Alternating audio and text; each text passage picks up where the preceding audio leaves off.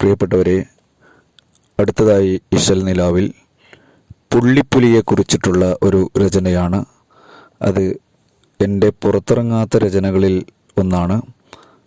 പുള്ളികൾ റെങ്കിലലങ്കൃതമേനിയിലെങ്കും എന്തൊരു ചന്തം, പുള്ളിപ്പുലിയുടെ വലിമകൾ എണ്ണിപ്പാടുന്നേ.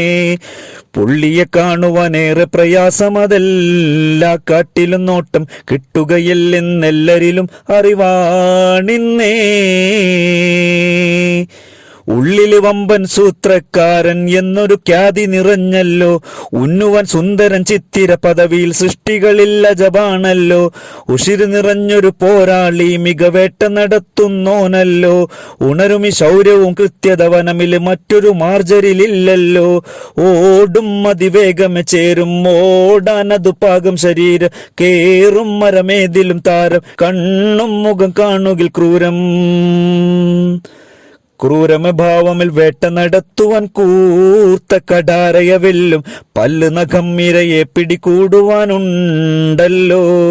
കനക നിറം ചെറുകള്ളികളിൽ വഴി താഴെ ബത്തനുടെ ചാരെ, വെള്ള നിറം കൊണ്ടല്ല പടച്ചഴകാണല്ലോ. പുള്ളികൾ ഇരയെ പിടിക്കുവാൻ പ്രകൃതിയിൽ അള്ള കൊടുത്തൊരു വരമാണ്. പുള്ളിപ്പുലിയുടെ വാലിന് 2.5 അടിയിൽ നീളം ഹരമാണ്. പെൺപുലി തൂക്കം ആണിന് സമമല്ലിത്തിരി വാരം കുറവാണ്.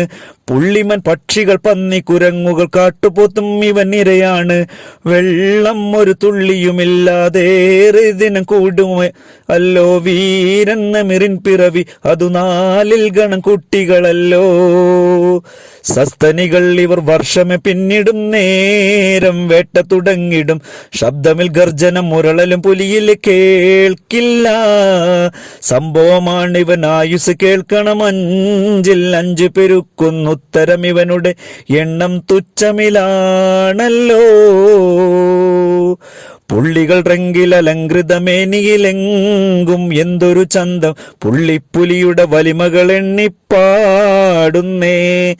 പുള്ളിയെ കാണുവാനേറെ പ്രയാസമതെല്ലാ കാട്ടിലും നോട്ടം കിട്ടുകയില്ലെന്നെല്ലരിലും അറിവാണിന്നേ.